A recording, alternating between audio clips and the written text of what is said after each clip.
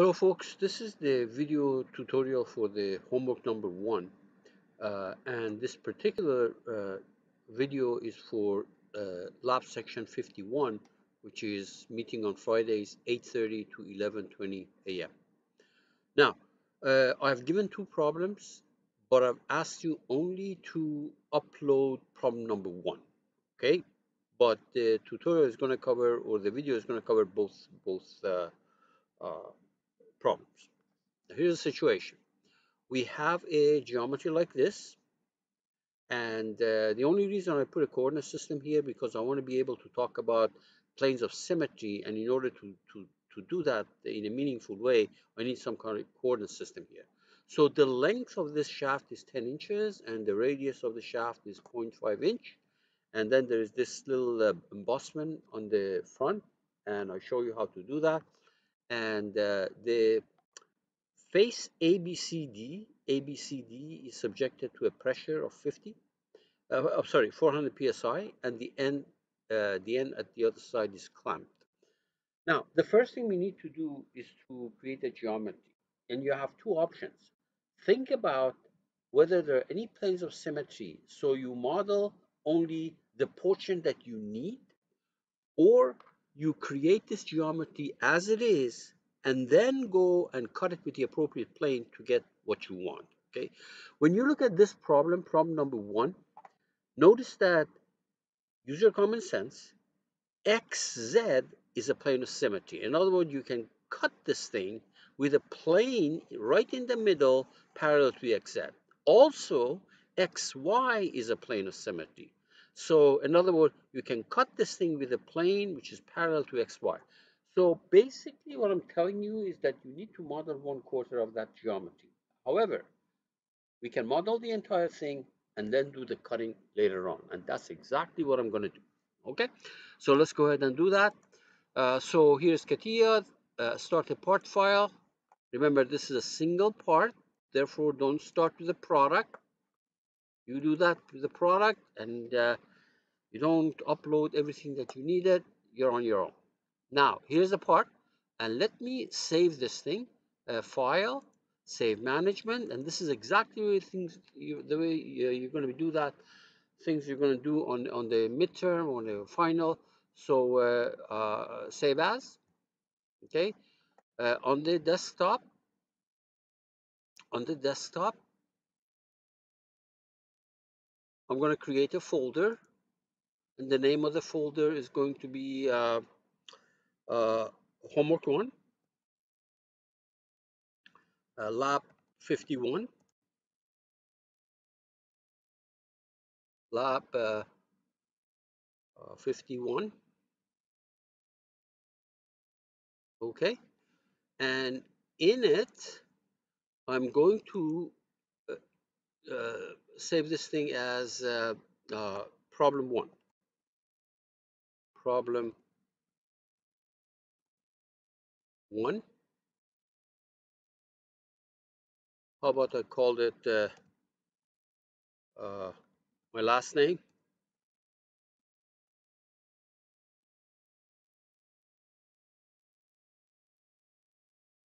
Forgot my last name. Okay, say all right. Say okay. So when you go to the desktop, which is right here, I made that folder, and there is a part in it, and that's the name of that part. Okay, let's go make it.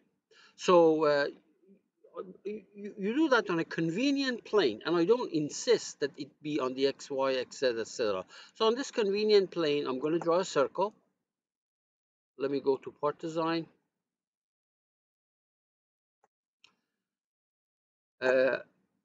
So on that plane, I'm going to draw a circle, radius 0.5, and I insist not drawing it at the center, because if I draw it at the center, I can easily cut it with the exit plane, and you might say, well, what if I had to? What if accidentally I drew it somewhere? So on purpose, I'm going to draw it somewhere out here, circle.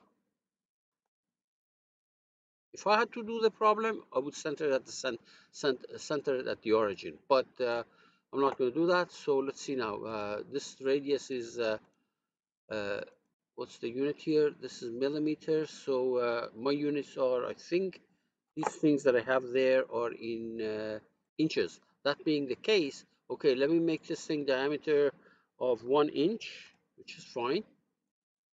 But then let me go change the units. So tools, options, you go to parameters and measures. Let me see that. Let's see now. Parameters and measure length. I'm going to change it to inches. Okay. Change to inches. The pressure. Pressure force. I'm going to change it to pound force. And pressure, I will change it to psi. Okay. Okay. So you can see that this radius is 0.5 inches. Okay. Exit. Padded by 10 inches.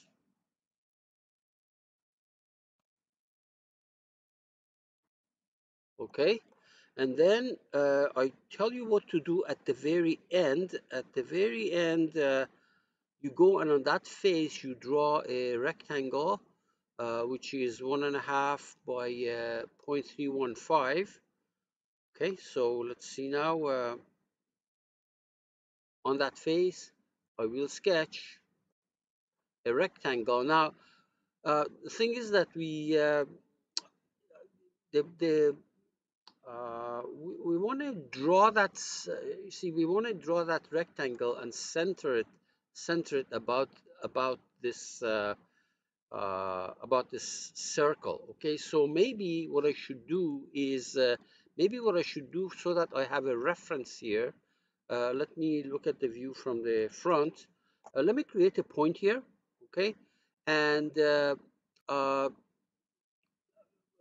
is let me see properties. Uh, See, I want to draw a circle. I want to draw a point here, and that point I want it to be exactly at the center of that. So maybe what I do is the following. The one way of doing that is the following. You see this? There's a point here. See that point uh, uh, at the circle center, circle or ellipse center. So you select that circle, so it creates a point there, and I can use that for visual purposes later on. So on that face, I will sketch. Now I can see that point, so that I know exactly where the middle of that thing. So I'm going to make a rectangle, which is centered at this location. Now, if you don't know where that location is, see that if you don't see that location, that's very easy to do. So let me for now uh, make a point here, draw that rectangle, and I'm going to clean it up. See that? This point, control that point, and I'm going to make it coincident. Or you could have made the distance between that point and this point being 0. Okay? And now dimension. So this thing was, let me see now, what was that distance? It's 1.5, 1.5, okay? And the width of that was 0.315. So dimension, this 0.315, 0.315. Okay, exit, and then pad it. Now, what's the length for the pad? Let me see now. This length, I forgot to, well, this length, let's make it, do I have the dimension here? I have not specified the dimension here, and I will, oh, here, padded by 0.5 inch, 0.5 inch, sorry. Okay, 0.5 inch. So that's going to be 0.5, there. Okay, there we are. And now we're going to make some fillets here. The fillet radii are uh, 0.1. Okay, so let's go right here. And where is this a fillet? Here, edge fillet. So this is going to make it 0.5. point, there was point 1, right? Point 1, preview, there we are. And do it on the other side.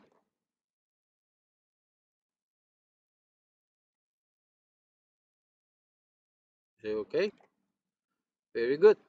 And that's pretty much it. Now, let me save this thing. So when I click on the floppy here, it saves it in that folder with that name, okay? So that's good. Now, what is it made? What is this thing made of? This is made of steel. Default properties. So let's go ahead and apply material to this thing. There is apply material. Steel. There we are. Steel is right there on the part. We say okay.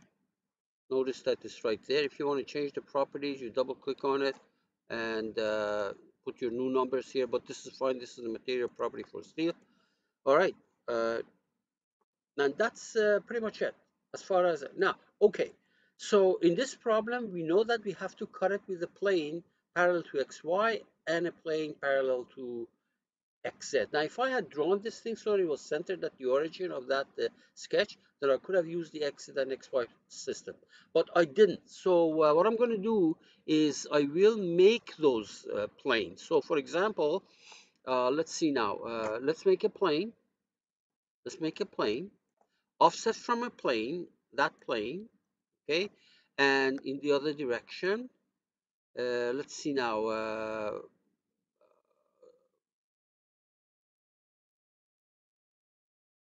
If you know that distance was point, what was it? 1.5. So half of that is 0.75.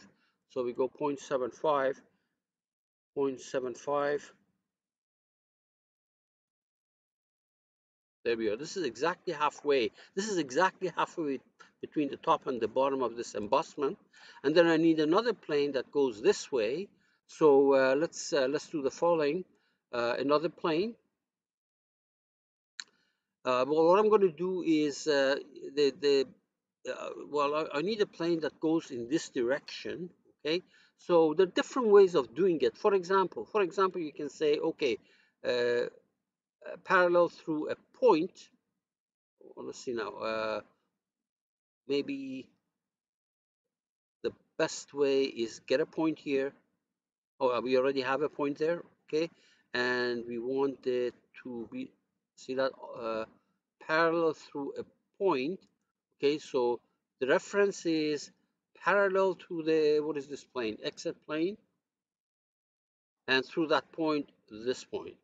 There are a zillion different ways of doing these problems right there. We created this plane. So now we're going to cut it. Where is the split? Split, split, split. Must be right there. Split. Split. Read that carefully.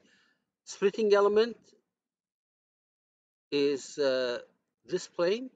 The arrow means which side you want to keep, either the bottom or the top. It really doesn't matter. I'll keep the top. Okay. And do it again. Split this time with that other plane, left or right. So I'll keep the other side. And there we are. So listen, you could have created that original part like this if you wanted, but I decided to make the whole part and then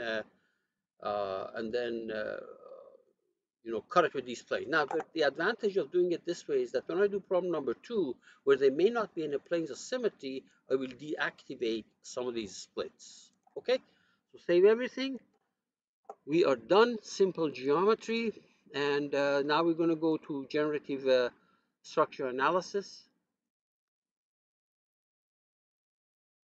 This is the default mesh. We say okay. Horrible mesh, but anyway, that's fine. Let me change the rendering here, and I'm not looking about accuracy here, okay? I want to make sure that you can go through the motion and make these things. So if you want to see your mesh, right-click Mesh Visualization, give it time, and it's right there. It's a terrible mesh, okay?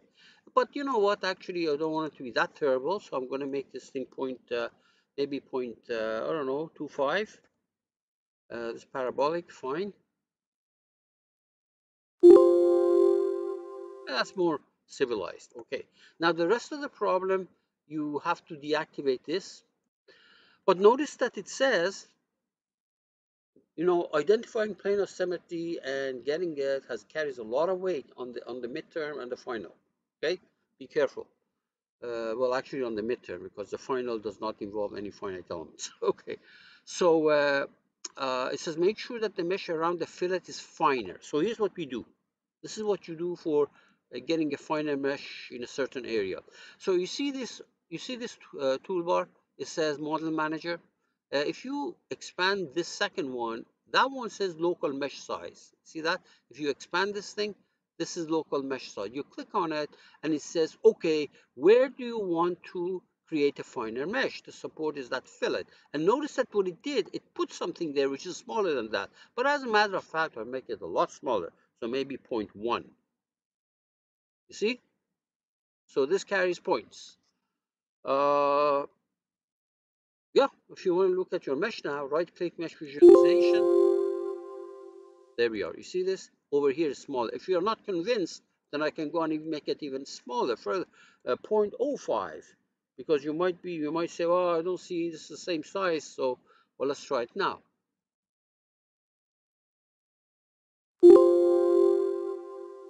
I think now you're convinced that it's smaller over here. So, carries points. Now, the other thing I want to do is let me deactivate this. Where is this deactivate? Sorry, the mesh deactivated. Okay. Now, what I wanted to tell you was, remember you have linear elements, linear and parabolic. So I use parabolic. Uh, if you use linear, that's okay, unless you're specifically asked to use parabolic. This is fine. The other thing is, what else do I have? Oh, yeah. Now notice that when I said my part, but I have not saved my analysis. So you go there, Files, Save Management. This analysis has not been saved. So it says Save As. In that folder, Homework 1, Lab 51, underscore my last name. This is so that you can easily find your stuff if you're looking at your directories. So if you look at that directory that I created for you, remember at the beginning, there is my analysis and there is my part. Okay, and when you submit your work, you have to do both of them. When you send this thing to the grader to mark, you have to submit both of these. When you submit it to the grader for the midterm, you have to submit both of these. If you send us one, you're in trouble because we don't know what you have done in the other one. Okay, so this is good. Now, this is a plane of symmetry. It's a plane of symmetry means that things on it cannot move perpendicular to it. With respect to this plane, points only move inside of it in that plane, not perpendicular to it. And in CATIA, that's called the surface slider. So you move here, see that under, let's see, under restraints, this is a clamp. The clamp is at the end, no problem. We go clamp it. See that? But this one is a plane of symmetry. So surface slider on that plane and on this plane. How about that? On both of them. Okay? That's pretty much it. Now, what else do we know? We have a pressure of 400 psi applied on this entire face. So you take the 400 divided by 4 and apply it on that face. Horrible. You lose a lot of marks if you do that, because pressure is pressure. It doesn't depend on the if I said I apply 400 pounds, then on this you put 100 pounds. But if I said pressure of 400 psi on that face and you eliminated the rest of the face because of symmetry, the pressure is on that face is still 400. Okay, so where's the pressure? Right there, pressure, that face. Because we want it to be compressive, so we put down minus 400 psi, not minus. There we are. Okay, save it and run it. Now where's the run? It's right here. It doesn't call it run. It says compute. Don't worry about this. This is a warning. No problem. That's it. Finished. Okay, so let's look at the deformation. There's the deformation without numbers, and you can animate it, see if it's doing what it's supposed to. Yes, it does. You compresses this. That's it. And this plane and the bottom plane, they don't bulge out because of the symmetry. Okay. If you want numbers, this is it. Double click on it.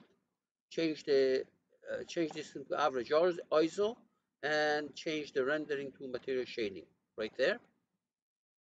So the biggest displacement is going to be due to this head, and it's kind of bending. You can see that, and these are the values. Okay, if you want to see the von Mises stress, again, there is a uniform stress here because actually we have a bar which is compressing it. So over here, the stress is almost uniform. It's the von Mises stress, and then the biggest stresses are going to be uh, right at that sharp corner. One thing I didn't do. I didn't give you a fillet at the side. That's why there's a big stress in that. If there was a fillet, it wouldn't be as bad. Okay, so if you did this, uh, you got full mark on your assignment. Now, let me save this. Okay, so what I'm going to do is I'm going to go and do problem number 2. Okay, problem number 2 is same geometry, except that these two edges, this one and that one, are subjected to force of, what is that? Uh, End shaft is compressed, 2 inch. The end of the shaft is compressed on the, and the edges AB are subjected, yeah, to a end of the shaft is clamped, and the edges AB and CD are subjected to forces of magnitude 100 pound in the direction shown. Okay, so the point is that because this force is going up and this force is going down, there is no plane of symmetry here. So if I wanted to solve this problem, here's what I have to do. Let me close this. Let me close that. Okay. So I go to my part. I have several choices. Kind of start this thing from fresh, or do the following. I'm going to save this thing on a different name, file, save management, save as. Instead of this problem 1, I call it problem 2, and I say okay, and I say okay. Now I can make changes here without affecting problem 1, because if you look at your folder, you have this part and that part and the different names, and therefore if you make changes here, it's not going to affect the top one. Okay, so let's go ahead and do that.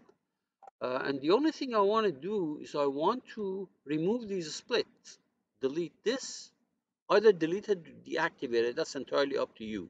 Okay, I don't need it, so I'm going to delete it. Okay, but deactivating it will do the same effect, have the same effect.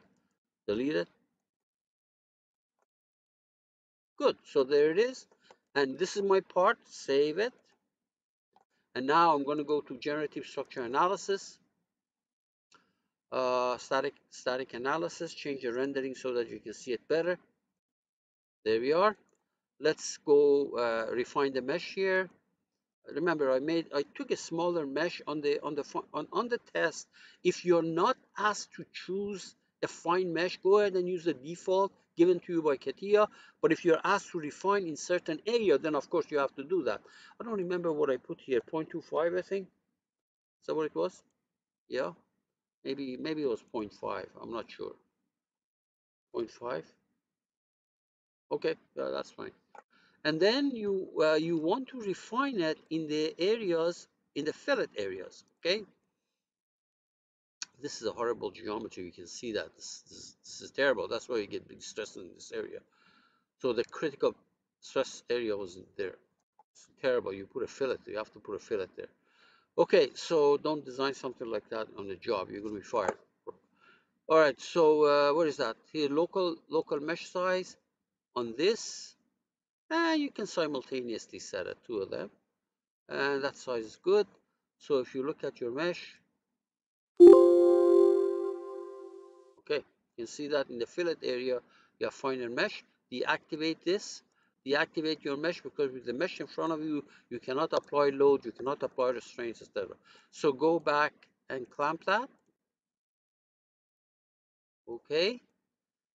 And the problem says 100 on this side, 100 on the other side. Okay. So we're going to go and apply a force. This is where your loads are. So this is a force on that edge, downward, minus 100. Okay, fine. And on this edge, upward, 100. Good.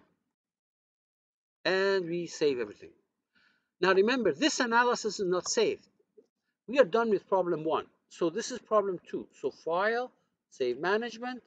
We rename the part, and this is the analysis. So I'm going to change this thing to save as problem 1. Oh, okay, I'm going to do this, except that I'm going to say,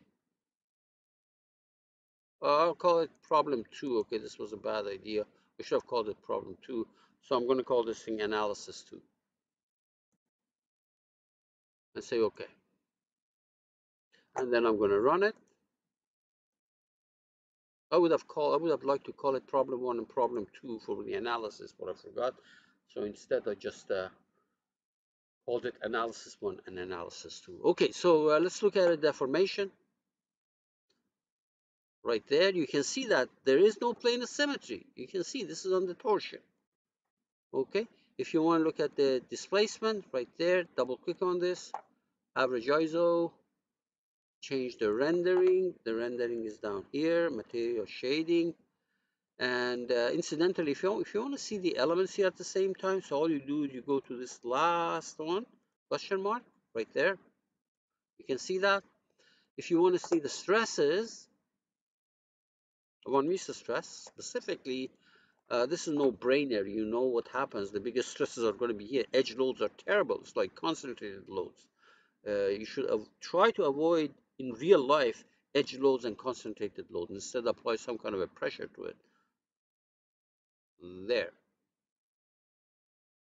Okay. Good.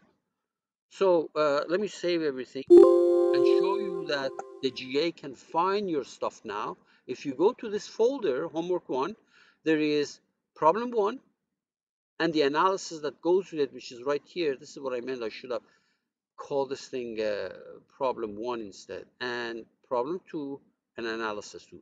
Please do not go ahead and change the name of these things, because if you change the name of these things, chances are the track, the pointer is going to be lost. Do not use rename, okay? Because you will lose the CATIA will lose track of what happened, and then we try to open your analysis, it doesn't find the part, try to find, so it's a disaster. So if I had to do this and I had to submit it, upload it, I will do problem 1 and analysis 1. Okay, that takes care of the video segment, and now I'm going to do lab 52.